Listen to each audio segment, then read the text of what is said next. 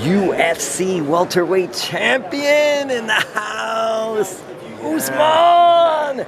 What's it like? This is NFL Super Bowl Media Row, Radio Row here in Miami, the big event. What's it like for you to be part of this? What have you thought of all this? I mean, it's amazing. I mean, walking in and seeing all these hundreds and hundreds of media outlets, it's one of those things that kind of lets you know that, hey, you're on the right path. You're doing the right things to get there. You know, it's interesting too, because when you're getting into a sport, entertainment, whatever it is, these are some of the things you really don't think about. And when you become as successful as you've become, how do you balance all the other stuff that you're doing too now?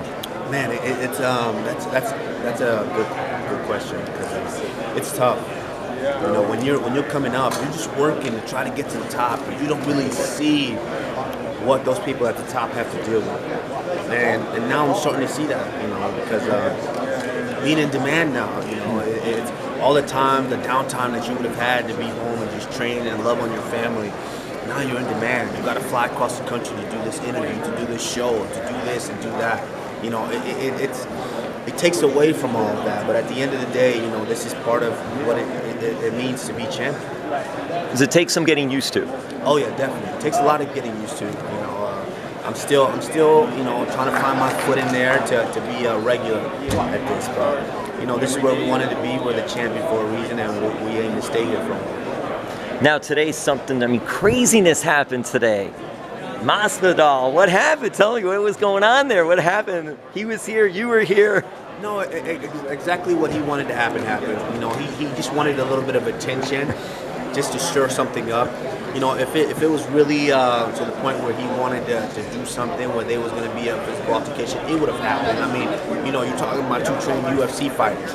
If it had to go down, it would have went down. Who's going to stop him, right? Exactly, but you know, it wasn't something that he really wanted. He just wanted the noise, just to get people talking, and we're doing just that. We're talking about it right now. Here we are, and this is his area too, Miami. Yeah. So what are your thoughts of Miami? Have you been down to Miami? Miami, I live here. I live not in Miami, but I live down here in South Florida, and you know, this is my area too. You know, so I've been here for 8 years now, up in you know, Boca Del Rey area, and you know, we train out here in Fort Lauderdale. Hard Knocks 365. You know? Exactly. So, you know, it is what it is. That's if that fight is going to happen, you know, I would love for that fight to happen as well. You know, so, you know, we'll see.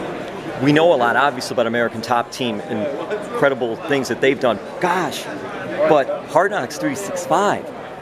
This is an incredible place. It's right off there off of Powerline Road. It's in Fort Lauderdale. I've been there before. Yeah. And just tell us about that. And tell us about the trainers and Mr. Hooft and everybody there. We got an amazing gym with an amazing core group of guys. I mean, you know, we've got former champion Luke Rockhold, former champion Robbie Lawler. You know, we've got, you know, one FC 2 Division champion, light heavyweight and middleweight, and just beat the heavyweight in Ong Lau. You know, we've got former Bellator champion Michael Chandler, just to name a few. You know, we've got Gilbert Burns. You know, we've got Nick Lenz, Michael Johnson, Danny Roberts, tons of talent and UFC guys in there. You know, Jason Jackson, Sean Soriano. You know, the list goes on of the guys that we have in that room. You know, the top guys. You know, we're kind of in a gym that for some reason we're still kind of put under the radar a little low bit. key. That's what I was going to say to you. But you know, at the end of the day, we just let our work speak for itself. How do you feel about now the future? And what do you want out of the future? I feel great about the future. I love the future. You know, the future, it looks very, very bright for myself. And there are plenty of options out there. Yeah, a ton of options. I said 2019 was going to be a big year for me, and it was. And you know, I can't wait to see what's going to happen in 2020. You got to tell us about the hat. I love the hat. I'm a hat guy. You know, if you guys haven't noticed by now, you know, I'm a hat guy. You know, I have tons of hats, different hats. You know, it's not just about being a fighter for myself, being sweaty, being in the gym all the time. You know, I love that part of the game as well. But you know, I'm a human being, and I'm a stylish individual, so I like to show them. We have hats by Usman or something like that, maybe? I mean, clothing line? I like that idea. You know, that could be something in the works in the future. It's so interesting, and I want to just touch base a little bit. We have a little more time about your upbringing, about family. Just how important was your upbringing? Were you involved in sports growing up? What was the family life like and the sports life like for you growing up? Yeah, my upbringing was very, very, very important to me. It was my mom and dad and my brothers, and my sister, just, the way they raised us. We're a very, very tight family. And, that's just, it set the example of how to move forward in my life, which is, now I have a daughter, I have a 5-year-old daughter, and, I love just being with her and loving on her and showing her all the love that I have to give. And obviously, being champion now, makes that tougher for me to be home and pouring to her each and every day. But, when I am home, I love to be with her.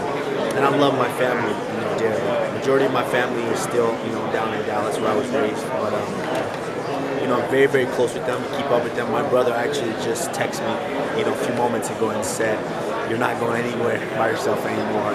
If these guys think they're tough, they can come and do it." So, he's got your back. Yeah, I've got a younger big brother, that, is a fighter himself, and I have an older brother as well who's a pharmacist. So. And I think it's important too to touch a little bit on the amateur wrestling background, NCAA Division II wrestling, and what you were able to gain.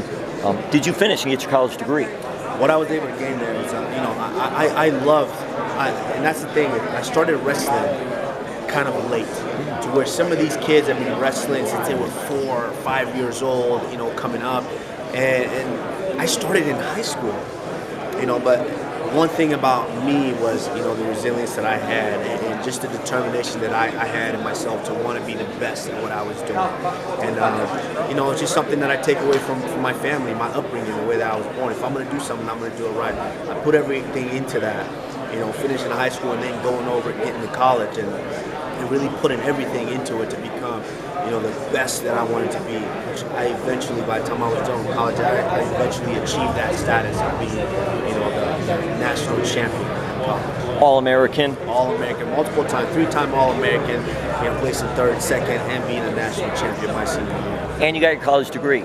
Just the way to cap that off. A couple more things with that. Did you have Olympic aspirations? I did. I signed, after my senior year, I signed to go and train at the Olympic Training Center in Colorado Springs to train for the 2012 Olympics, and I lived there for 2 years training.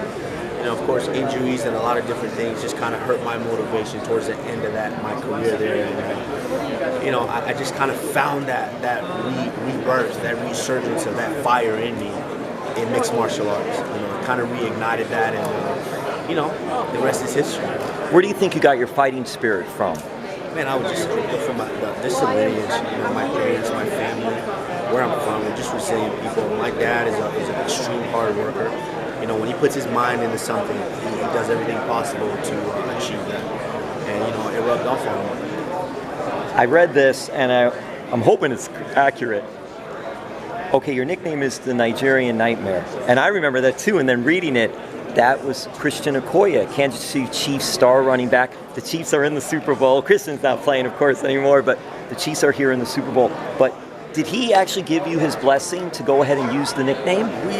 See, that nickname is it's a very important nickname. It's something that just signifies excellence in athletics all over the world in sports. And, Christian Okoye coming over here, just being that staple in football and really showing, what Nigerians can't do in sports. And then we have boxers like Samuel Peters going on WBC world champion, heavyweight world champion, going out and actually with that nickname, and then now I'm just the new lineage of combat sports athletes to go out there and represent and hold that nickname up high. And, yes, I got to meet Christian Okoye the night I won that title in Las Vegas, Nevada, and, it was extra special to have him there and have all those guys there. There it is.